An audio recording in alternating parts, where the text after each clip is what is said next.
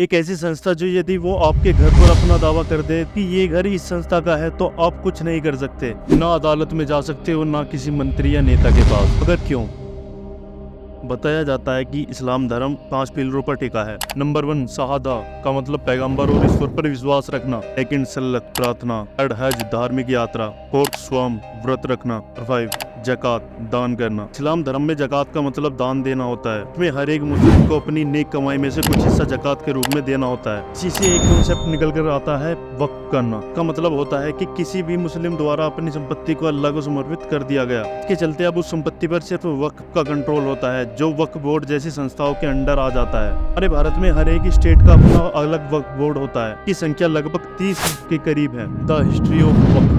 भारत में वक्फ का इतिहास दिल्ली सल्तनत के शुरुआती दिनों से पता लगाया जा सकता है, जब सुल्तान मुइजुद्दीन सैमगोर ने सुल्तान की जामा मस्जिद के पक्ष में 2 गांव समर्पित किए और इसका प्रशासन शेखुल इस्लाम को सौंप दिया गया। जैसे दिल्ली सल्तनत और बाद में इस्लामी राजवंश भारत में फले फूले और इसके चलते भारत में वक्फ की संपत्तियों की संख्या भी बढ़ती गई। 20वीं सदी के आखिर में भारत में वक्फ को खत्म करने का मामला तब उठाया गया जब ब्रिटिश राज के दिनों में वक्फ की संपत्ति को लेकर विवाद लंदन की प्रीवी काउंसिल में पहुंचा था, जिसके चलते 1913 के मुसलमान वक्फ वैधीकरण अधिनियम ने भारत में वक्फ संस्थाओं को बचा लिया। जब 1947 में भारत का बंटवारा हुआ, जो मुसलमान भारत को छोड़कर पाकिस्तान गए थे तो उनकी जितनी भी प्रॉपर्टी थी उन सभी को वक्फ ने अपने अंडर ले लिया। चलते वक्फ बोर्ड अब आर्मी और इंडियन रेलवे के बाद भारत का सबसे बड़ा लैंडलॉर्ड होल्डर है। भारत को आजादी मिलने के बाद भारतीय नेताओं ने अपनी वोट बैंक को बढ़ाने के लिए वक्फ एक्ट 1954 को पास करके वक्फ बोर्ड को सेंट्रलाइज कर दिया। बाकी बची कुछ सारी कमी 1995 में बने एक्ट ने कर दी। द वक्फ एक्ट ऑफ 1995।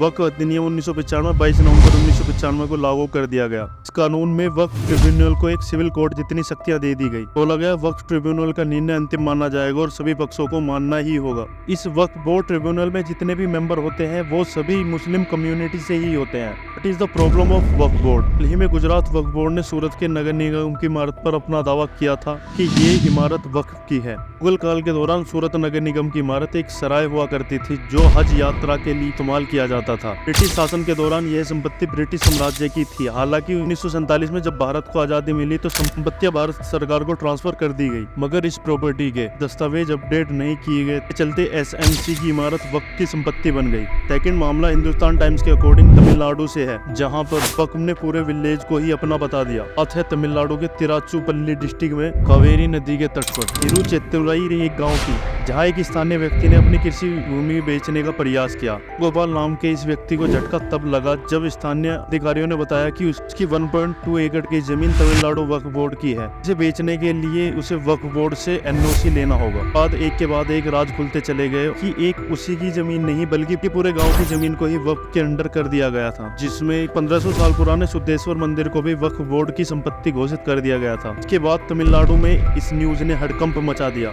यही कारण है कि जिसके चलते मोदी सरकार ने संसद में वक्फ एक्ट अमेंडमेंट बिल 2024 पेश किया है। इस बिल का मेन पर्पस तो वक्फ एक्ट 1995 में चेंज के लिए है। जो कुछ चेंज गवर्नमेंट करना चाहती है वो कुछ इस प्रकार हैं, जैसे मैंडेटरी वेरिफिकेशन, बोर्ड को अपनी सभी प्रॉपर्टी को वेरीफाई कराना पड़ेगा। तो चेंजेस टू वक्फ बोर्ड की संरचना और उसके काम के तरीकों में धारा 9 और 14 में संशोधन किया जाएगा, जिसके कारण महिलाओं का प्रतिनिधित्व भी शामिल होगा। दी न्यू प्रॉपर्टी वेरिफिकेशन बोर्ड द्वारा दावा की गई संपत्तियों को विवादों को सुलझाने और दुरुपयोग को रोकने के लिए नई वेरिफिकेशन प्रक्रिया से गुजरना होगा। 4 इन्वॉल्वमेंट ऑफ डिस्ट्रिक्ट मजिस्ट्रेट, प्रबंधन सुनिश्चित करने के लिए जिला मजिस्ट्रेट को वक्फ संपत्तियों की देखरेख में शामिल किया जा सकता है।